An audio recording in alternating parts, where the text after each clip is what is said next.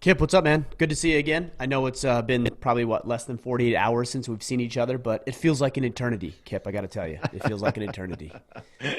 That's what happens. We're not around each other. That's right, No, it man. was good. It was It was good. good. It's a good Just in case you weekend. don't know why Kip may have been here, which he probably wouldn't. Yeah. Why would you? Yeah. Yeah, we had an event. I wouldn't say event as much as just a quick little small get together of about 12 guys. You guys all flew out here to Maine. We tore down or tore apart some of the flooring in the barn. We moved some old garage doors that had been sitting outside forever. I felt like I was going to lose those if I let them sit another winter. Those were harder than I thought they would be. And They're then we just did big. some odds and ends. Bubba fixed my garage, which was good. I got a little aggressive one day with my garage. It wasn't closing, and I broke it and shattered two of the window panes in the garage. So it's been that way for months now, but Bubba fixed it within, I would say, 20 minutes tops. So it was good. It was good to have everybody out, man. And of course, good to see everybody as well. Yeah. We're able to confirm that Bubba actually has a valuable skill. So He that has some was, skills. it's good to I know. I just didn't even know that until he showed up and he's like, "Here's exactly what you need." We went to the local hardware store, picked it up, first try, got everything we needed, and he was done within like 20 minutes, maybe Yeah. less than that. So Yeah. he And he cranked it out. criticized you for destroying the door for the rest of the weekend. It was great. Yeah, I mean, it wasn't bad. He didn't mock me too bad, just a little bit. So That's funny. yeah, no, it was good, man. Anyways, we're back here. I'm playing catch up today. It's been a little wild. I'm sure it has been for you as well, trying to get back into the groove and back into the swing of things. So let's not waste any time jumping into the questions, so we can answer them and then get back to work because both of us have a lot of work to do, just like everybody else Yeah. listening. Sounds good. And we did save a couple Iron Council questions from last week because they're kind of directed a little bit towards you. And I thought it was probably most appropriate for us to answer them with you on the call. So Okay. we do have three questions from the Iron Council. To learn more about the Iron Council, go to orderofman.com/Iron Council. And then the rest of our questions today will be from our Facebook group. That's at facebook.com/group/Order of Man. All right. Excellent. First question. Philip Capadora. I have a mission to protect, provide, and preside. At what point do we unite and execute a plan of action? Unite for who? I don't know what he's saying. Unite like as a family. Unite as us. Like, what does that mean? Yeah, I'm not sure. I'm maybe he says, at what point do we unite? So maybe he's talking about Iron Council, but I don't know. Maybe we generalize it for Philip working Read with the other question like-minded again. men. Read Yeah. the question again. We have a mission to protect, provide, and preside. At what point do we unite and execute a plan of action? I honestly, I don't know how to answer that question. Like, we are uniting. That's what the Iron Council is. That's what Order of Man is. That's what this movement and podcast are all about. Executing a plan of action. I mean, he's talking about the battle plan. I'm just wondering if there's more to that question that maybe we overlooked or a previous comment. Like, I just don't Yeah. know the context of it. But the answer, I guess, is immediately. Yeah. Well, maybe I mean, what's that's all I can say. yeah, to get to some value out of this question, why is uniting important when you have a mission? Why is uniting important? You just can't do it alone. I mean, think about this weekend as we were talking about this. My garage door has been broken for 2 months. I have one guy who has some skill and expertise in that particular field, and he fixes it in 20 minutes. Like, if that isn't a perfect example of why you would unite with somebody who has a skill that maybe you don't possess or want to develop, then I don't know what is. So it's not 1+1 = 2. It's 1+1 = 5 and 10 and 30. And this isn't some sort of woke common core math I'm communicating here. This is not literal to be taken literally. It's sad I even need to say that, but Yeah. the reality is that our growth improves exponentially as we surround ourselves with other capable men who bring something to the table that we don't bring ourselves. Whether that's ignorance, whether that's a lack of skill set, whether that's a lack of natural born talents and abilities. There's other people who have things that you don't have. Invite them, give them a seat at the table, and you'll be amazed at what you're able to create and how much you're able to get done. Yeah. And would you also assume like just insights? I mean, different ways of seeing things that, one thing in my job that we talk about a lot is like there's knowledge. And if you had to take a pie of knowledge, there's a section of of information that you know. There's things that you don't know. Like I know I don't know how to do brain surgery. And then there's the you don't know that you don't know it. And there's this huge gamut of exposure that I'm unaware of. And through not just completing a job, does Bubba bring to the table like the ability to fix their garage door, but he might have insights that aren't even on your radar that he can be brought to bear to a discussion or insights for yourself. I think, and I'm trying to say this respectfully, of course, to you. I think that goes without saying, right? Having those different insights. I think most people understand and know that. But where I want to give you a different perspective and something I've actually been chewing on for weeks at this point now. Differing perspectives aren't always good. Yeah, and I think the common belief is that you don't want to create an echo chamber. You want differing perspectives. But you know what? I think that's actually a problem when your foundational beliefs are so polar opposite that it's a differing perspective could actually do more harm than good. Why? Because you think it results in less action? Because we're not going to the same place. No, we're not even going to the same place. So let's say, Kip, you and I, let's say, for example, that I believed in, and I'm just going to pick something out of thin air here. I believed in traditional marriage. Okay? A man and a wife, singular, you commit to her, she commits to you for life. And that's what I believed. And let's say you believe something completely different. Either you believed in polygamy or no marriage at all, just something that was counter to the fundamental belief I have of traditional marriage. What differing perspective could you offer me that would help me solidify my role as a husband and a father in my view of traditional marriage? Nothing. Yeah. Everything that you say, everything that comes from your mouth, and I won't say it's wrong, by the way, but I will say that it's not going to serve me. You don't even have the same fundamental belief as me. So how could you offer me something that would help me be a better father? That's actually one of the things that we run into within, I think, Western culture is you hear things like our diversity is our strength. Our diversity is our strength if we're all going to the same place. But if we all want to go to different places, our diversity is a very real threat, actually. Because you're going here and I'm going here and this person's going there, and then we're all pulling on each other in different directions and we're not working together. Now, where it adds value is, okay, maybe you come to me and you say, you know what, Ryan, I believe in the power of traditional marriage and I think it's a good thing. But I haven't always been that way. And here's some other perspectives you haven't considered, but here's how traditional marriage would work in those environments. Now you're not creating an echo chamber, but at least you're on the same page. Yeah, we're at least on the same direction or same path, right? Generally so speaking. People come to me and they'll say, oh, Ryan, you're creating an echo chamber in order of man because you don't want differing opinions. Yeah, you're damn right. There's some differing opinions like I'm not interested in. If you don't believe masculinity is a crucial element and component of society, I don't care what else you have to say about it. Yeah.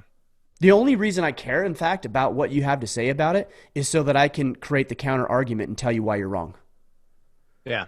That's the only reason. But I would never embrace your thought if you don't believe at its fundamental level that masculinity is inherently good. I would never.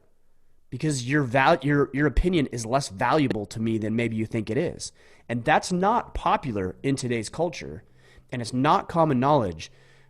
I don't want to create an echo chamber here, but we all got to be paddling the boat in the same direction. If you have a better way to paddle the boat to get there faster, I'm all ears, but I ain't interested in you paddling against us and working backwards or counter to what we're trying to do here.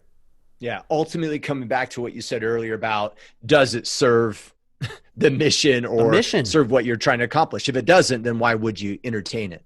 Exactly. The only reason I would entertain it is to expose vulnerabilities or flaws in my logic and defense so I can shore those things up. That's it. Yeah. But I'm not interested in embracing somebody's perspective. And for the sake of embracing it. Yeah. I'll entertain it. I'll listen to it. But I'm not interested in embracing it just because of diversity or inclusion. No, that's not something I'm interested in. Yeah, which I think is fair. I think there's many areas in life where we should pause and ask ourselves. I mean, we've said it so many times, even on this podcast, is the answer is, does it serve you? Does it serve what you're wanting to accomplish? Right. And that question we should ask on a great many things that we do. Well, and the problem is I think you can run into situations where there's not a whole lot of intellectual honesty. So I'll give another example just so we can play this out and hash this out a little bit. You and I both believe in Christ. If there was a Satanist who reached out to me and said, hey, I really want to talk with you about this, and I'm a Satanist, I don't believe in Christ, I believe in following, Satan's path or something, and I want to talk with you about it, I'm not interested in talking with that individual, because there's not going to be any honesty there. He doesn't want to genuinely talk. He wants to diminish and downplay and undermine and root away what I believe. I'm not interested in that conversation. Now, if somebody comes to me and says, what do you believe? And in fact, this weekend, people asked me that. What do you believe? What about this? What about that? But it came from an honest place. It came from a place of genuine sincerity. And that conversation, I'm more than willing to entertain. But there's certain conversations I'm just not interested in entertaining because I don't believe we're having honest discussions. In fact, politics is a lot of that way too. If anybody ever says, honestly, what do you think about X, Y, and Z? They're probably not being honest, because if they were being honest, they wouldn't have to say honestly. They wouldn't have to use that term. It's like honest auto care. Don't take your car to honest auto care. Because if they have to tell you they're honest, they're not. So these are little traps that you got to be very, very careful, especially in today's digital world of falling into. Yeah. And those same individuals that really want your input, they just listen. There's not I think, and you're like, oh, okay. Now you asked that question really just because you wanted to hear yourself or voice an opinion. Yeah, that's true. It wasn't really to understand. I mean, there's a difference between clarifying and saying, oh, well, I've always believed this, but you say you believe that. Where's the discrepancy? I think that's a genuine question. But somebody who just wants to hear you so they can trap you into a corner, that's what I'm saying. That's intellectual dishonesty. And I don't want to have those conversations. I don't have enough time to have those conversations. Yeah, copy. All right, Jarrett Harris, with the politics almost being a religion for some and civil unrest going on, how do you engage others, if you guys have, in civil discussions over obvious difficult topics, and hopefully keep emotions out of it? I realize you can't engage with some people at all. I mean, that's the answer. Again, we go back to what I just said, intellectually honest and dishonesty. If they're being honest, and right? There's little triggers, there's little words that they use, there's phrases, there's things that they use, certain attacks, certain ways they formulate an argument that you can tell whether or not they're being honest. And if they're not being honest, just disengage as soon as you recognize it. And these people who are dishonest about the way they communicate, they're very, very good at it. They know which buttons to press. They know which phrases to use. They know what your hot points are.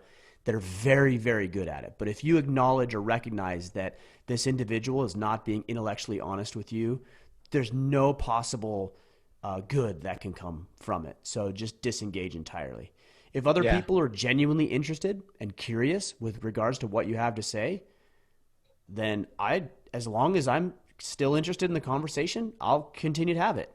If I lose interest or I'm disinterested or I think that they're not, again, intellectually honest, I'll just disengage. It's a very simple thing for me, but I've been doing it for a long time now, 6 years I know when somebody makes a comment, I'm like, oh, that's a trap. That's something to be avoided. They think they're being sneaky, but somebody who has time in the field and has experienced this, no, we know what people are doing.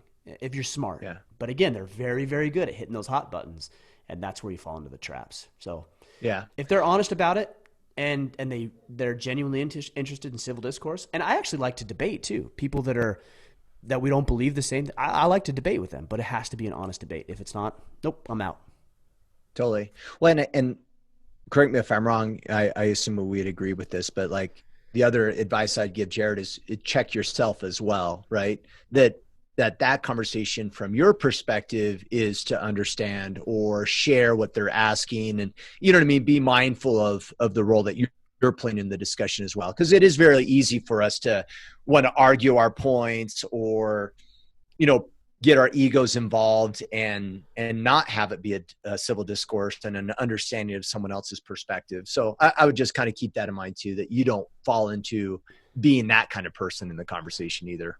Definitely. Yeah. You probably noticed the color on my screen change. I don't know if you did or not, but the reason is because I was pulling up a website called hold on, let me go here. It's called yourlogicalfallacyis.com. Let me just make sure I pull this up here. Yeah. Yourlogicalfallacyis.com. And it goes through, I would say, 25 or so different logical fallacies. And if you don't know what a logical fallacy is, it's basically it's a misstep in or a flaw in your reasoning or your logic or your debate tactics. So one might be an ad hominem attack, which is an attack on the person themselves rather than the Not position. the subject. Right. Yeah.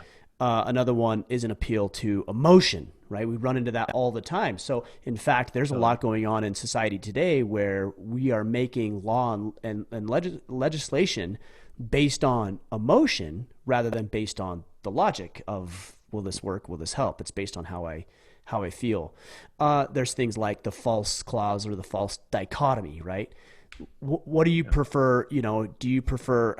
This is a stupid example. It's the one that comes offhand right off the top of my mind is like, do you prefer blondes or brunettes? It's like, well, there's also redheads, right? So like, you know what I mean? Yeah. A logical fallacy is presenting two sides to the coin, but overlooking that there might be alternatives to the two you're presenting. So I like that kind of stuff. It's very fascinating. I think it will help you be a better communicator.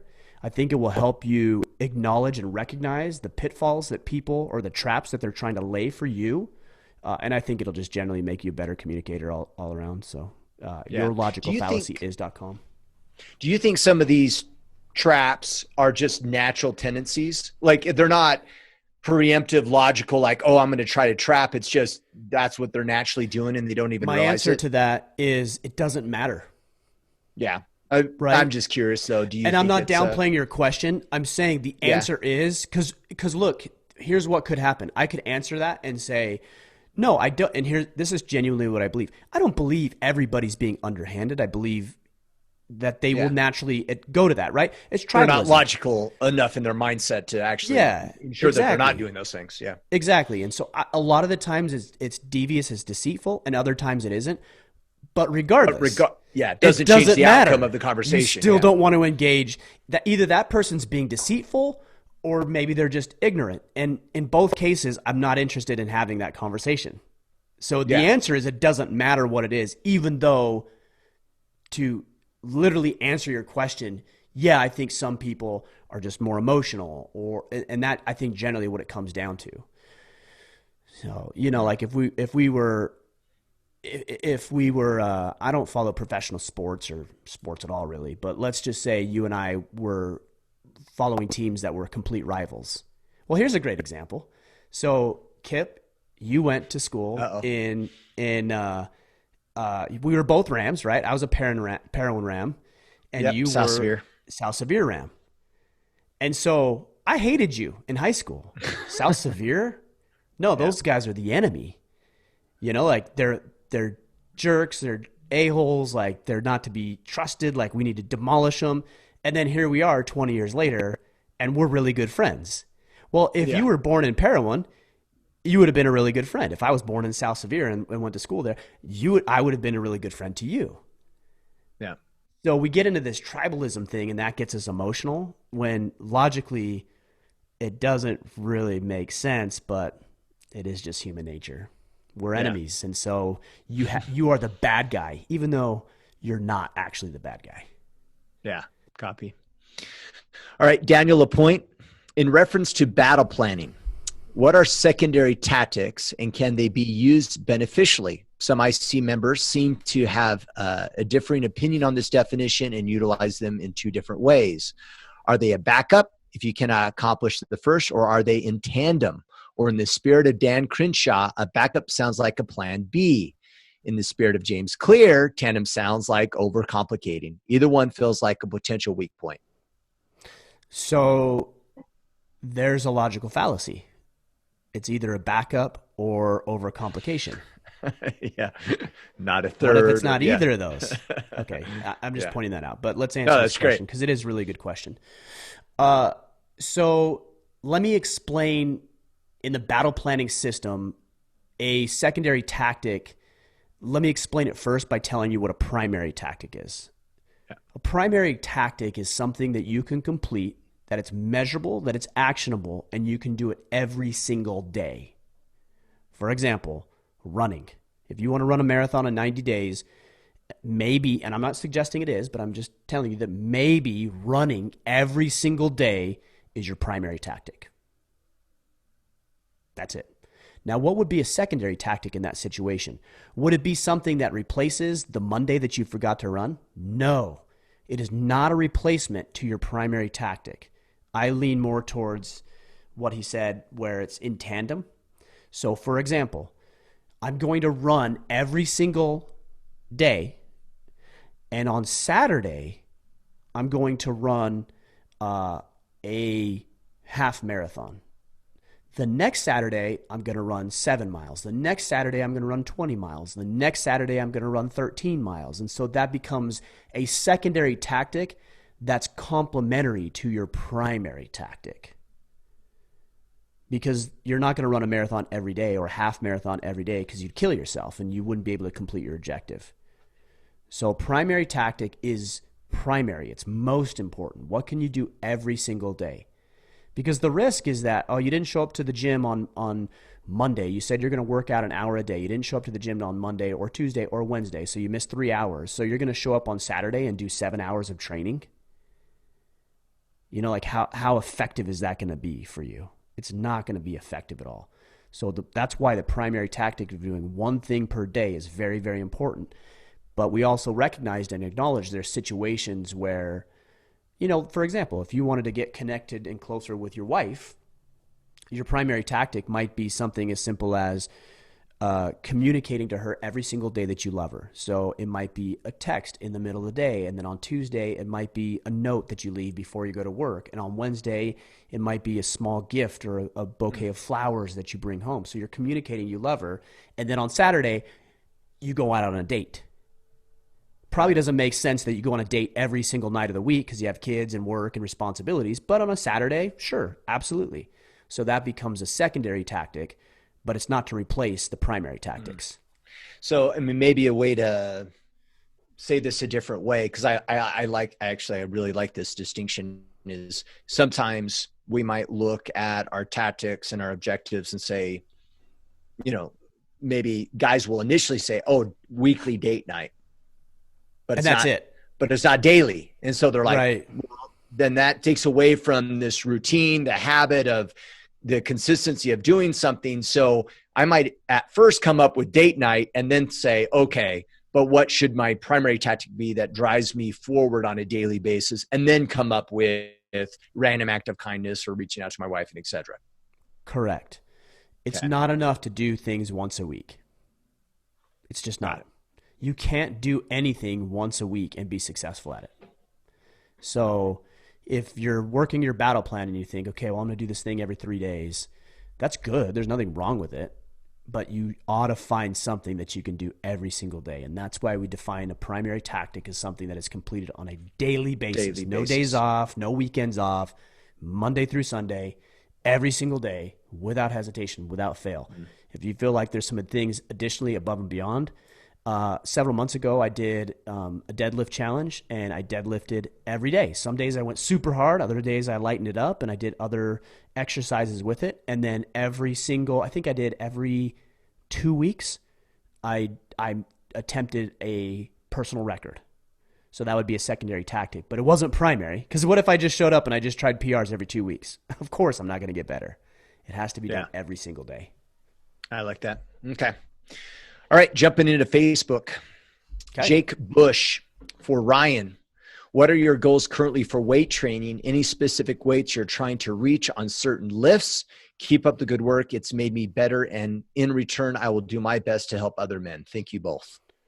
Weight training hasn't been something that's been real heavy on my mind lately. In fact, jiu-jitsu is the thing that's on my mind more than anything else. So anytime I go in and do any sort of weight training, strength training, it's all centered and revolved around how can this make me better at jiu-jitsu. So I don't need to worry about stacking up PRs on my lifts. I'm just worried about getting generally stronger, more mobile, more conditioned, get my rest in so I can be more effective at jiu-jitsu. That's where I'm at, and that's important to me right now. I love it. That's how you know the IVs in the bloodstream, the jiu-jitsu sure, IV is when you start going, oh, well, I'm lifting weights actually for jiu-jitsu and not the other way around. I even think about that when I want to slack off on my diet, and I'm not the best at my diet, but when I slack off, and I know this, I know that if I eat like crap on Monday, that Monday night won't go well for me at jiu-jitsu. I know that. Yeah. So that actually helps me eat a little bit better, eat a little cleaner, drink a little bit more water so that I can be ready for Monday. And I want to be ready for Monday, and I want to train hard, and I want to be effective, and I want to have the conditioning to roll with as many people as I want to roll with. My physical stuff is all centered around jiu-jitsu right now. Let me ask you this. When you do certain movements, when you're lifting, is it crossing your mind how that relates to jiu-jitsu? Totally. Like I think about even a bench press is like, okay, well, this is when a guy's on, side control and they're pushing and I'm trying to push, and you don't want to push when somebody's on top, right? But if I can just give a little bit of distance so I can shrimp away and replace my guard, then being able to bench 250 pounds is important because I'm going to be rolling with, 200 to 250 pound guys. So that's pretty important. I do that. Yeah, totally. Yeah, I do that as well. Like if I'm doing rows, I'm envisioning I'm having someone's collar, their lapel. Oh yeah, and I'm like for sure. You're pulling on it. Yeah. Yeah. It's funny how that works. I actually think generally that's a very good practice. Even if you're not into jiu-jitsu, that's fine. But I think actually it's not fine. I shouldn't say it's fine. You should get into jiu-jitsu. Yeah. But it's a good practice to get you through things that you don't want to do, but you should do. Yeah. So whether it's jiu-jitsu or running around with your kids, I actually use that as a good motivator for me for a long time. Is I just want to be able to jump around and bounce around on the trampoline and not get tired with my kids. And so as I was at CrossFit or doing whatever else I was doing at the moment, I was like, this sucks. But I'm getting strong and I'll be able to roll around with my kids and we'll jump on the trampoline and we'll have fun. And now my kids get more tired on the trampoline before I do, which was the goal 5-7 years ago, so. Yeah, I like it. All right, Taylor Olp. In past episodes of the podcast and Warrior Poets Society Network, you have mentioned your money meetings with your wife, and how in the beginning, these meetings, you would unintentionally make her feel bad for spending any money. Could you provide more insights on what you did to change that attitude in those meetings? I often feel that I am demonizing any spending of money, and I would appreciate tactics to change my approach. It's a very good question and something I was not good at. But the reason I wasn't good at it initially is because I didn't include her in the overall process. I was more of a dictator than anything else. Like you had your own plan. Here's what we're going to address. Here are my goals, covert contracts that I never communicated with her. And then she didn't meet those expectations. And then I was pissed. But then I realized, oh, wait, I never communicated the expectation to her. Yeah. Or invited her to commit to those expectations either. Or have her, for lack of a better term, host some of the meeting where it's like, okay, well, what are your thoughts? What goals do you have? What do you want to accomplish? Yeah. Exactly. So I took a step back, and as soon as I started to include her, not in the meeting necessarily, although I did, but as soon as I started to include her in the process of the financial planning, it became a whole lot easier. And then also accepting my faults. My wife and I occasionally will get a little loose on our spending, and I'll pull up the accounts and I'll see, some expenses that I didn't expect or anticipate. She didn't necessarily communicate them with me. And I used to get after her. I used to jump down her throat about it. And then I realized, oh, what about that gun purchase? Or what about that new camo that you just bought? Or what about the new gi you just ordered? And I realized, oh, I actually do the same thing to her that I'm accusing her of doing to me. So whenever I go to her and talk about some things that she needs to improve based on what we've agreed upon collectively, then I always own my own shortcomings as well. So an example might be, hey, hon, I was on the account earlier today and I noticed there was, $300 or $500 of expenses I didn't anticipate. Can you communicate to me what those are? And then I'll say something along the lines of, hey, we're right now. In fact, here's a great example. Over the past several months, we've had to issue $50,000 in refunds for the event that we didn't hold. So I had to issue $50,000 in refunds. And if I don't communicate that effectively to my wife, and there was times where I didn't, then she would go out and spend on things that maybe she thought she needed for the event or just the household in general. And so I came to her and I said, hey, look, like we need to cramp it down right now.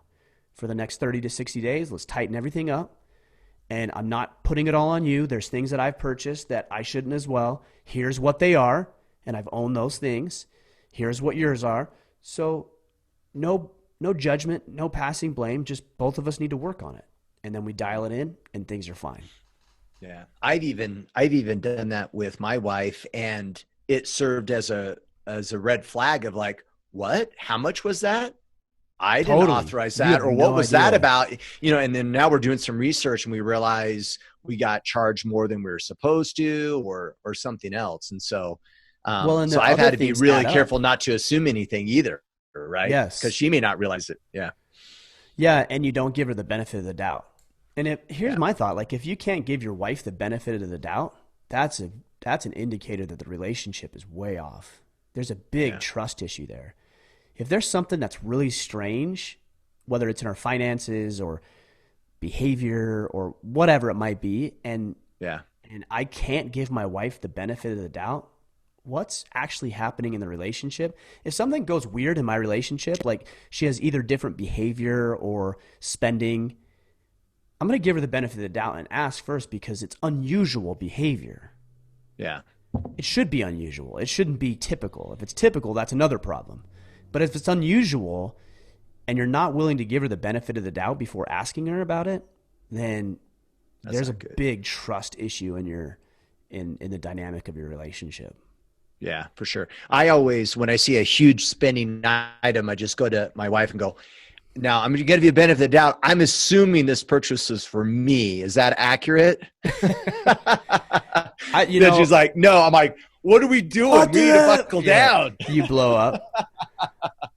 If I get upset about something, here's one little tactic that's worked for me. Let's say it's money, and I get upset sometimes because I see something come through. The best strategy or little tactic I've employed is, hey, hun, I need to talk with you about something, and I'm very upset about it. And then we talk about it. For whatever reason, just saying I'm very upset about what's going on right now, for whatever reason, that little buffer or that little statement, I think it just diffuses helps just you enough or for me helps not her. No, it probably helps both of us, but primarily I do it for me because I don't want to blow up at her. It's not what I'm interested in doing because I'm not going to be able to be influential with her if every time I open my mouth she's scared. Yeah.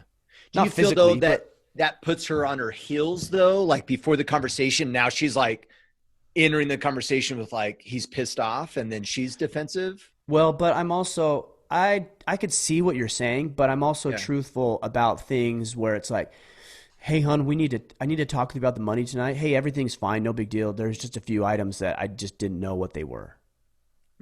So this goes back to just being truthful with your significant other. So for example, this is a great example because most men do this.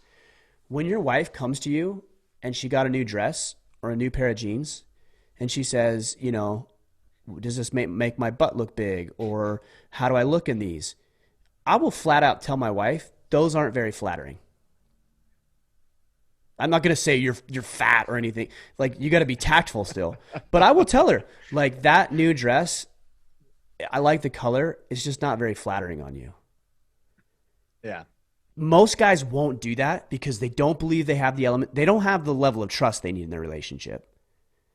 Because if you did, you'd be able to say that. And so for my wife, now here's the beauty of it. I just gained influence in her eyes because she knows that when she comes to me, I will speak the truth. You'll tell her the truth. Yeah.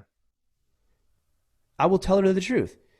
She like red lipstick. Occasionally she'll wear red lipstick. I don't like red lipstick. And I tell her that, she's like, do you like this? I'm like, it's not my favorite. No. But then on the other side, when she's wearing a dress that looks really nice on her, I'm like, dang, you look good. That looks really good. Yeah, she believes you.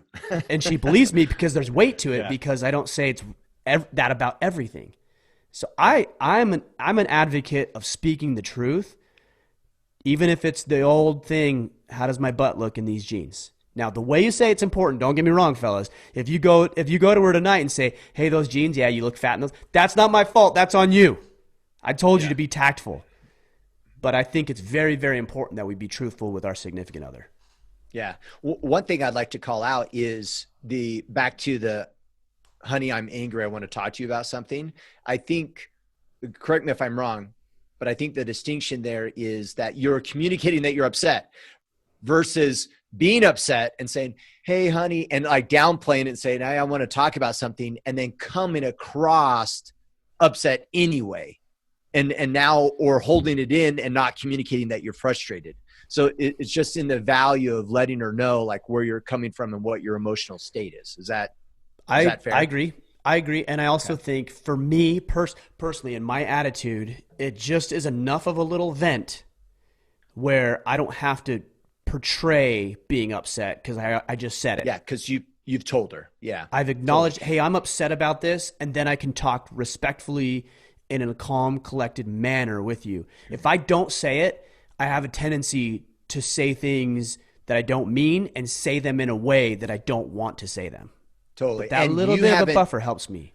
And you haven't burned the bridge in the past. So she knows if you say, hey, I'm upset, I want to talk about something, she knows what that's going to look like. And it doesn't look like she knows that she doesn't have to come to the table all defensive because of how you handled it in the past. And she knows that it's going to be a civil discourse, perhaps. I know what you're saying, but let's be truthful because this will really help the guys. No, I've burned the bridges in the past. Yeah. And I've had to rebuild the bridges. Yeah. And so you've had to reset those expectations a little bit. So here's what a lot of guys will think. Well, Ryan, I communicated with her like you told me to, and it didn't work. Yeah. Yeah, because the past 10 years, you've been communicating to her like an asshole. So there's no bridge there. You burned it. So you need to rebuild a bridge. So you communicating with her effectively today is you pouring the footing of one of the beams of the bridge.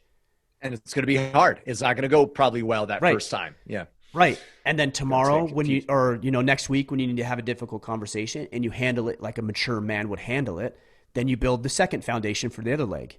And then you start building the beams, and then you lay the planks, and then you build the supports, and you rebuild the bridge. But you don't get to just cross the bridge because you're a changed man. That's what a lot of guys do. Start over. Yeah, fresh start. They'll go to their wives and they'll say things, or they'll communicate through their actions that they're changed, and they think, well, what the hell's wrong with her? Like, I changed. I'm doing it right. Like, she won't even, like, what's her problem?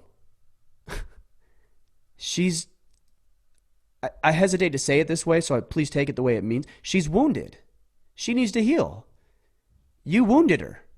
And you need to communicate over a long period of time that you're going to do it correctly. Why wouldn't she be? It's like and disclaimer, what I'm about to say, I'm not likening women to dogs, okay? I'm throwing this disclaimer out here. But if you beat a dog with a stick, it will still love you, which is really interesting. But if you grab a stick, it's going to cower and maybe even pee itself. So that's what she thinks if you've been abusive in any way and all of a sudden you're a changed man. Well, that's cool. Good for you. But you left a wake of collateral damage and she's still scared of the stick that you wield. Yeah. And that's going to take time to show to her that the stick doesn't mean, and in this case, I'm saying the stick might be a conversation, doesn't mean she's about to get abused. Yeah. I don't mean to go too deep into this, but I can't help but think about how often sometimes in relationships we think that we just need to get a new dog and that the approach to the scenario is just to start over. Right. And the fallacy in that, we don't learn the lesson of beating someone with the stick. Right. And because we don't learn it, we think, oh, well, I'll just have a new relationship and then I'll have a fresh start and it'll be better. But we never learned how to evolve and become better men. And we just bring that baggage to the next relationship. And, we have this cycle of constantly destroying relationships because we choose not to like level up and do the hard thing, which is reestablish that relationship, regenerate trust, and I don't know, get the dog not to flinch when you grab a stick over a long period of time. Right. That's what I'm saying, man. That's what I'm Yeah. saying. And it sounds weird in the context we're talking about it, but I hope it Yeah. makes, Yeah. I hope it Hopefully you guys makes came in at the beginning of the question, not just heard beating dogs with sticks. Yeah. and likening it to your wife. Yes. But it's a good example because we all know that. We all know Right. that that's exactly what a dog does. Right. Yeah. Yep. All right. Corey Youngblood. I find it hard to find a woman that I would want to spend the rest of my life with. Some backstory. I never knew my mother. She left my life when I was 4 years old. I find it hard to connect with women. At what is some advice that you would have for me to take more action? I'm glad I didn't open my mouth when you first said that because initially I was going to say, well, maybe you're not the man she wants to spend her life with. Yeah. Like that was my knee-jerk reaction.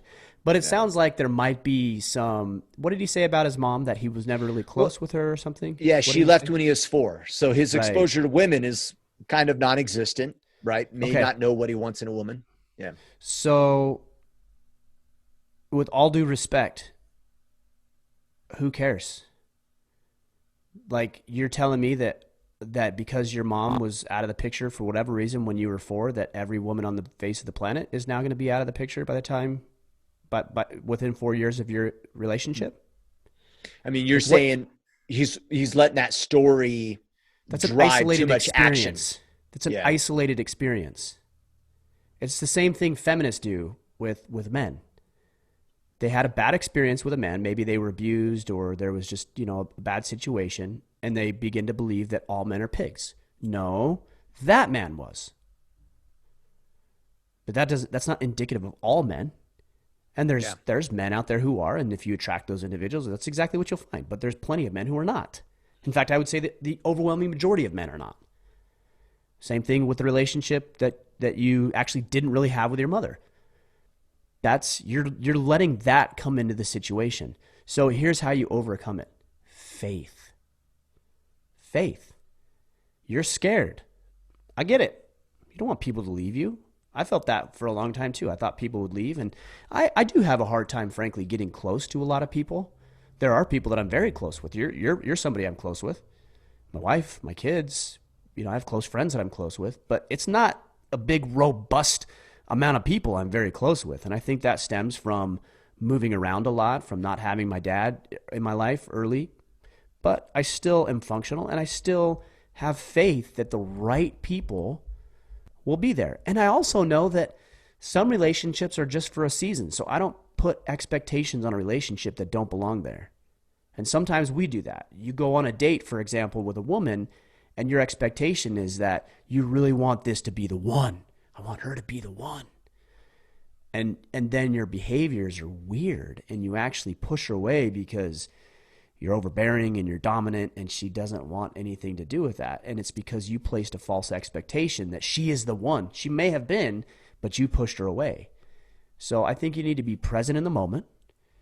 I think you need to exercise a little faith that human beings are generally good and decent, and that potentially the baggage, I'm not even going to say the baggage, the story is the baggage you're carrying. It's the story you've said. She didn't love me. She didn't want me. She didn't care about me. She abandoned me. Well, none of that may be true. We don't know. But you've crafted the story to say that that's the case, and now you're projecting it onto people who have absolutely no responsibility in that situation. And it's going to create a very lonely life for yourself. Yeah, you're using the story of a 4-year-old, a 5-year-old, and an 8-year-old and holding on to that same emotion as an adult. Right. And being concerned of abandonment. The other thing is maybe you just haven't found the right woman that you want in the rest of your life. And it's that simple. And it has that's all it nothing to is. do with the fact that you've been abandoned. It's just like, I just haven't found the right woman. And to share an example, Corey, because I think, it's an exact correlation. I got divorced, as many of you guys know, and I was single for a period of time.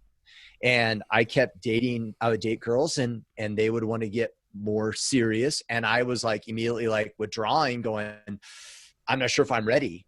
And I started having internal dialogue in the sense of like, well, maybe I'm broken and I'm not ready yet and I need more time.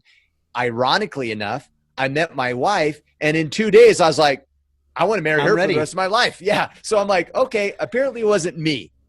Yeah. It was just, I wasn't connecting with the right women. Like it just wasn't the right thing. So to your point, Ryan, it's like, remove that story and stop bringing it into the present, because I think you're adding a whole lot of meaning and drama to a situation that might be as simple as you just haven't dated the right woman yet. And so you're right. So we've kind of explored two avenues. The third avenue is maybe you're not the kind of man that would attract that kind of woman. Yeah. So here's the beauty of it. Let's say I'm wrong. And it's very likely that I am. But let's say that I am, just for the sake of argument. And you decide, okay, well, I'm going to become that kind of man. Then every facet of your life will get better. Yeah. So even if I'm completely wrong, your life is better because I said, because you became a better person, become more capable. Yeah. So lose weight, get your money situation in order, learn how to communicate, have career aspirations, pick up a hobby, find a band of brothers. And, you start doing those things for 2, 3, 4 months, women are going to be attracted to you, man. Like, you're going to be a very attractive catch to a woman who, and here's the beauty of that. Now you get to pick. Yeah. Like you get to decide who you want to engage with for the rest of your life, potentially. And I feel you enter that from a space of emotional sovereignty of, I don't need that woman to feel complete, but I feel complete. And now it creates a 100% better ecosystem versus kind of this codependency of lacking of emotion. The risk that a man runs when he is needy for intimacy, romance, affection from a woman, a significant other, is that he chooses somebody who is not a good person and likens abuse or even levels of masculinity in women, likens it to the attention that he needs and craves. So then he finds a woman who henpecks him, who acts more like the man in the relationship, who makes him feel like a boy, like a child rather than a man. And then he's bitter and has some real serious issues. And it just, we know it leads to depression. It leads to inferior results for himself, potentially suicide. And of course it leads to divorce and contention and animosity. So the answer is yourself, man. Like, make yourself as capable as possible and let faith kind of take over, knowing that, hey, when it's right, it's right. And it'll happen because I'm ready. I'm ready for it. Yeah. I like it. Ryan Cannon. I don't know. Maybe I should have skipped this question. Ryan asked some weird questions. I've noticed that. Why are old men obsessed with their lawns, and how do we avoid this fate? And then, Ryan, you now live in Maine. Have you tried Moxie? If so, how awful is it? And I have no idea what Moxie is. So. I've heard of Moxie. I think it's a drink that originated here. I don't know if it's like an orange drink or something. I've heard of it, but I haven't tried it. But I think it originated here. I've heard people talk about it. So I don't know. Lawns, man, like I like lawns. Like I like a, Me too. Like a but nice green maybe lawn that's mowed and that the lines are straight, or you do some designs or patterns in them. Like, I don't think that's a very bad fate. Like, if you get to worry about your lawn and you have the capacity to do it, then you've done something right. That's what I think. But is it because you're old? Have you always cared? Yeah, maybe. But so what? See, I purposely go full width on the mower on one row, and I go quarter to half on the next, so I get a slight variation per line. I don't think it's a beautiful thing. It is a beautiful thing. I don't think it's exclusive to old men. I think all men generally like a well-groomed lawn. Like, they did it. It looks good. It makes their house look nice. They take pride in it. Now, I will say, Ryan, here's the real secret. All right, here's the real secret. I don't mow my lawn. My wife does. What? How do you pull that off? Buy a riding lawnmower. and She's like, I want to do that. watch the kids for a few hours while she mows the, well, for us it's a few hours because we've got the big Yeah. field that we maintain. Maybe it's just But a half she's an using hour. it as a disconnect time from the I'm no kids and dummy, man. relax. And I'm yeah, no dummy here. So well she played. mows the lawn, and me and the kids jump on the trampoline or wrestle or do whatever it is we do while she's mowing the lawn. So Ryan, Copy. that's the real question. How do you get your wife to mow the lawn? Well And maybe played, one day sir. I'll disclose all of my secrets for Yeah. $59.99. I'm trying to figure out how I pull this off without a riding lawnmower. Maybe like noise cancellation headphones, since I'm good subscription to Audible. Maybe that Kit, might be enough. Kit, no shortcuts, brother. No Dude, my shortcuts. yard is so Do it small right. compared to yours. Do it right. It would take 10 minutes on a Awesome. riding lawnmower. Awesome. Have you been on a zero turn? No, I haven't. I know what Dude, they those are, but rad. They are no It's like a joke. tank. It makes mowing the lawn fun. We actually That's did funny. see a guy. I watched a YouTube video where he turned a zero turn into a tank. Like he built a frame tank around it, and it was really cool. So the trick, the real question, Ryan, is again, how do you get your wife to do it? And then you don't have to worry about it because it's all taken care of. Well, there's a reason why we all inspired to be like Ryan, and now There's a we have reason another I reason. lead this movement. Oh, that's funny. All right, Todd Bright. Ryan, in the beginning of creating the Order of Man, how did you drown out the naysayers? How did you keep that voice in your head from talking you out of moving forward? And how do you continue, maybe, if it's a different tactic? I don't know. I wish I had an easy. Honestly, I wish I had a good answer for you. I don't know if it's just. I'm just going to think out loud here for a minute, okay? Yeah. I don't know if it's that I've never really cared about it, or if it's ego. Maybe it's a sense of like arrogance, like Or just good, better than strong you, confidence that you or have. just confidence, Yeah. or I'm so convicted with the message that it doesn't matter, or that I like. I actually do like controversy. Like I like throwing. Well, remember we were talking about the asterisk this weekend. Yeah. I love. Yeah. You got like half I the love guys it. in the room riled up. Yeah. I love it. I love it. I've always loved it. I've always liked to debate. I've always liked to discuss. I've always liked to like give the contrary opinion, whether I even believe it or not. I've always loved it. And it may just be that. Like I actually like it when I can piss off a troll and they get really mad, and then I stop commenting like right when they're as mad as they could possibly be, because I know that they want to engage, and I stop commenting, and they'll keep commenting like, "Where are you? Why you're not here?" I love it. It's fun. Like it's a little game to me that I like to play, and that's how I entertain myself. So there, a little secret about me. I think it's just a combination of I know what I'm doing is good. To your point, Kip, about confidence.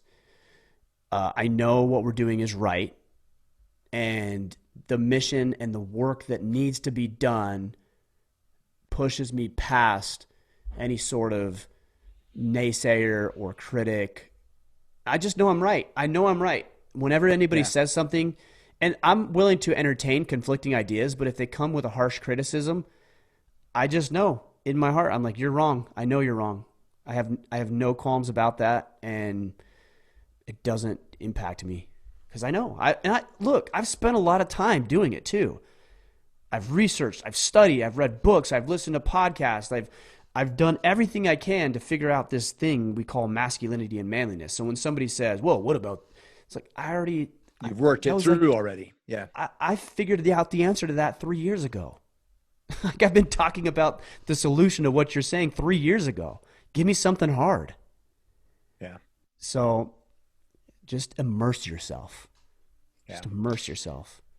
It's related, and I think it's valuable. When I was, as you know, we're talking to some, potential battle team leaders of late, and something that was crossing my mind during those, quote unquote interviews was, why do you want to be a team lead? And I think we can translate this to any calling, right? Whether it's at work or whatever, it's like, why do you want to be a team lead? And even if someone has this skill to do what is necessary, that's not enough. And the reason why is if they're not tied emotionally to the vision, and it's deep rooted, when the hard tasks come, they won't have the fortitude to do the hard things. Right. If they're not tied, they may have the skill, but if it's too difficult and they're not tied in the mission, then they're going to bow out, right? Or they're going to avoid doing the hard things. But when they're tied enough to the vision and the purpose of what they're doing, in those moments, they will be willing to do what needs to be done. Totally. Completely. You know, another thing I think about is I have people who criticize what we're doing. One thing people say quite often is they get upset because I'm, you know, quote unquote, capitalizing on issues that men are struggling with. And yeah, it's weird, right? Because you're thinking like, how they even come to that conclusion. Yeah. Right. Yeah. Most people wouldn't come to that conclusion, but there's quite a few who do. Yeah. I mean, very simply in my mind, I'm like, is this guy going to pay my mortgage? Like, can I send my mortgage payment statement to him? Like, does he believe that much in what he said that I can just go ahead and send my mortgage payment, or, you know, when I need some money to put clothes on my kids' back, that I can just go ahead and send it to him? The guy that would make that comment. Right. Would he be willing to pay that for me? Of course not, right? No. Yeah. So good. Then he doesn't have any say in my life. Or even about this. Or would weekend. I go to that guy for advice in other areas, or what success has he had in life? Yeah. Yeah. Or I think about this weekend. Okay, so if I called that guy out who criticized what we're doing, if I called him up and I said, hey, you know, you really don't like what we do, I would love to have you come out for the weekend, and you can do some work around the property. You can help me tear out floors. You can communicate with me what you think would be better, and you could consult me. So yeah, why don't you come over here and work and help me make this thing better? Would those people do that? Hell no, they wouldn't do that. Yeah, of course they wouldn't do that. Yeah. So what right does that person have to interject themselves into my space? Now you, on the other hand, if you came to me and you said, hey, Ryan, you know, you said something on the podcast and it just wasn't good, or it didn't sound good, or it wasn't right, and here's what I think. Well, you've been to my house. You've helped me rip out the floors on the barn. You've poured yourself into me. You've invested in me. You carry more weight. You hold more relevancy in my life than some joker on the internet who doesn't know a damn thing about me. And that's where I place my emphasis, is on the people who know me, who care about me, who want me to win, and have put their money where their mouths are. And you've done that. Yeah. Thousands of other men have done that, and those are the people I pay attention to. I don't have time for anybody who's not willing to do that. Invest in themselves or invest in me. Nope. I don't have time for it. Which is super tough. I mean, which I think it can be tough for some people in the social network world that we live in, and this idea of being accepted by everybody and getting everyone's approval, and, you know what I mean, wanting to be liked, and utilizing those networks as a means of self-validation. You know, and what I'm hearing is like, it doesn't matter what's on the social networks. What matters is the people that you're putting weight into the actual individuals that I care about. Who was it? Mike Rowe. Mike Rowe was on Dennis Prager on PragerU. Mm-hmm. And he did a video, and someone left a comment and said, I can't believe you did a thing for PragerU. I'm officially unfollowing you, or, you know, I don't like you or anymore. And his reply is, the fallacy that you have is that, why would I care about someone that I have no idea who they are on whether they follow me or not? You know what I mean? Exactly. I was like, that's a valid point. Like, he doesn't know that individual. Why would he put weight on some random individual that doesn't even have their name? It's like a handle, and who knows who that person is, right? Or let's play it out this way. Let's say some rando came to me and said, hey, you know, you're a dick and blah, blah, blah, blah, blah. You're doing all these things wrong. And I said, oh yeah, he's right. And I change everything about my model. And then I quite literally ostracize tens of thousands, if not millions of men who could be positively impacted by the work we're doing because some asshole had a few things to say. So and the alternative, try to appease everybody. Right. Yeah. So the alternative is you acknowledge and embrace what this guy said, and then you change your whole business model, and you ruin what you could have created because you were too weak to walk your own path and to realize that, there's going to be people who disagree with you. Good. I'm glad. You know, like Winston Churchill said, if Good. You have people who disagree with you? Good. It means you stood for something at some point in your life. Yeah. What else we got? Totally. Yeah, let's do one more question if that's okay. I need to wrap up here pretty soon. Yep. Let's do it. And this one kind of relates to a few of the questions we answered already. So, Caleb Valentine, do you consider yourself a fortunate outlier, having not been raised with a permanent father figure around, yet to have developed into the man you are now? I was raised solely by my mother and my grandmother, who with no real life male role model around as I grew up. But yet I have found myself among the strong and influential men we have here. Is there something to be subconsciously knew was missing from our lives growing up and thus sought it out on our own? Or do we credit your mother in recognizing the need and getting you into those sports? Great question. Actually, this is like one of the best questions I've heard. It's very different, and it's a great question. Let me tell you where I'm fortunate. That I was born in the United States of America, number one. That my mother raised me and she cared more about me and my livelihood, my well-being than her own. That she introduced me to God. And there's others, but I just initially, that's where I'm fortunate that I was around. Well, again, that he even mentioned that I was involved with sports because she made me. I remember she said, "You're going to play football." I'm like, "I don't want to play football." She's like, "I don't care. You're playing football." And that radically transformed my life. So she cared more about my well-being than her feelings. That's where I'm fortunate. But where I'm not fortunate is I worked my freaking ass off. And I've been in ups and downs and highs and lows, and I've been kicked in the teeth, and I've lost a lot of money, and I've made a lot of money, and I nearly lost my marriage, and I still yell at my kids and lose my patience and make mistakes. And in spite of all that, we've managed to create something pretty special here. Outside of what I just communicated, that we live in America and that I had a mom who loved me and that she got me involved in sports and I had other men and coaches in my life. Outside of that and other things, of course, that I'm fortunate with, it's not fortunate at all. It's hard-ass work. It's on her part and yours. Totally, completely. Yeah, then look, it didn't come without a cost. Just because I was the fortunate recipient of it doesn't mean it didn't come without a cost. My mom worked 3 jobs at a time at certain phases of us growing up so that she could put a roof over her head and food in our bellies. The men and women who sacrificed literally everything to defend our way of life and our rights, they'll never come home and raise kids. They're never going to see their children at their dance recital or their baseball game. They're never going to pursue whatever it is they wanted to pursue outside of their military career.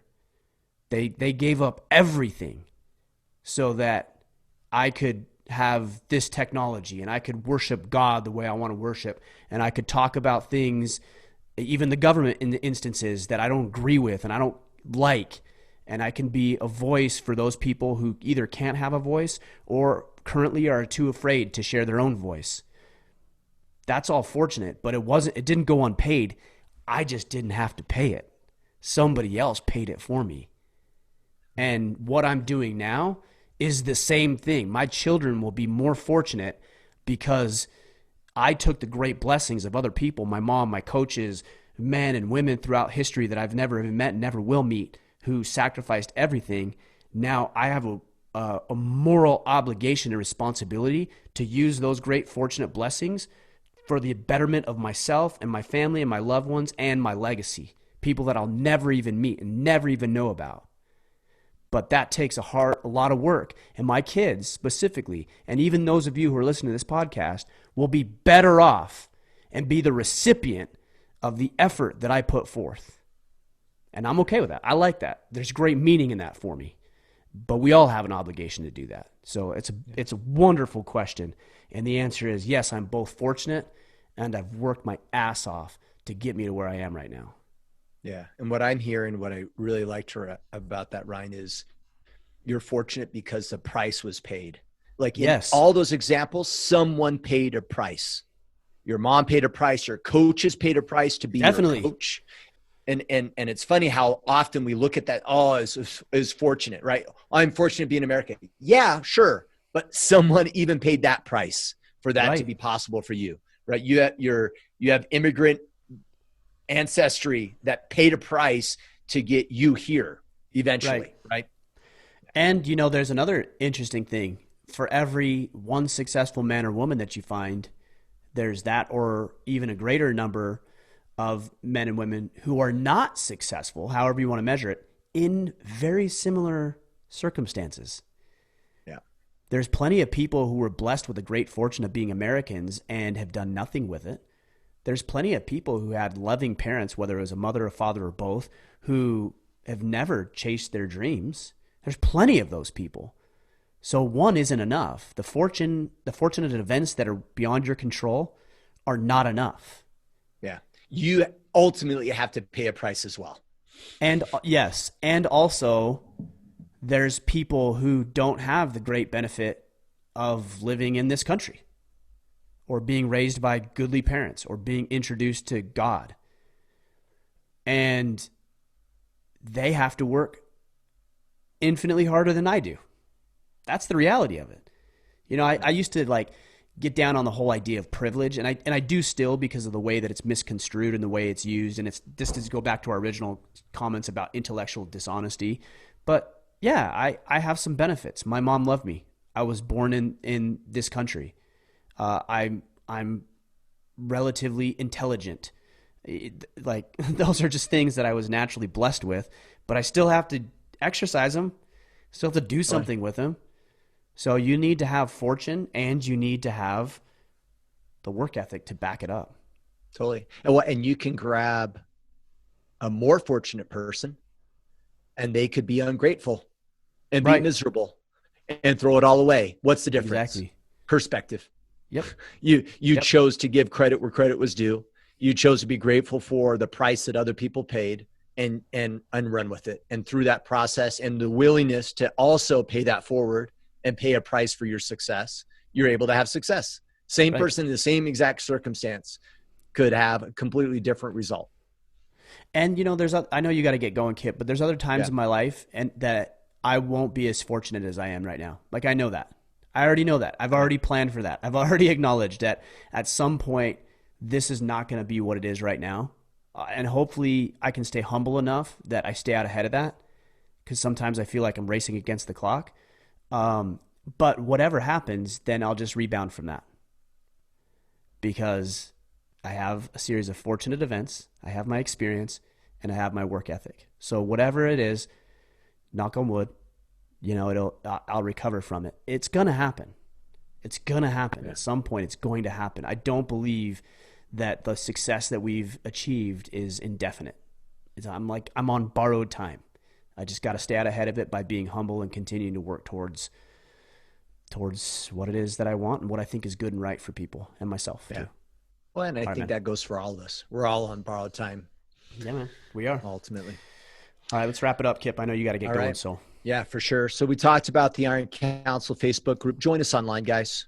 You can join us facebook.com/group/order-of-man. And of course, if you want to learn more about the Iron Council, our exclusive brotherhood, that's orderofman.com/Iron Council. We talked about being on the path, whether it's around tactics, having secondary tactics, having objectives. We even talked about the value of purpose and mission.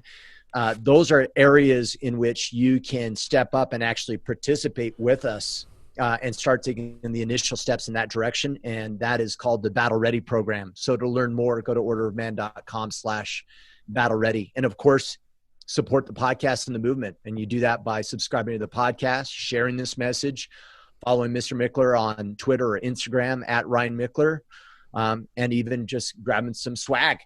That's right. You're representing today. Yeah, representing some swag. I think I've got the shirt. I've got the hat. Yeah. I'm kind of representing today. Anyways, yeah, guys, great questions today. Kip, thank you as always. Appreciate it. Who asked that last question there that we were addressing? Who was that? It was Valentine was the last name. Just give me 1 second. Caleb. So Caleb, you win the question of the day. I'll tell you what, man, that was a really good question. So you email me, Caleb. All right, email me. Just write in the thing, question of the day, email me, and we'll get you taken care of somehow. Love it. So just email me, Ryan@orderofman.com. but it has to come from right. him. I know the name now. So if anybody else Yeah. emails me, don't do it. All right. That's it, guys. Go out there. Have a great day. We will be back on Friday for our Friday field notes, and we'll catch you then. Until then, go out there, take action, become the man you are meant to be.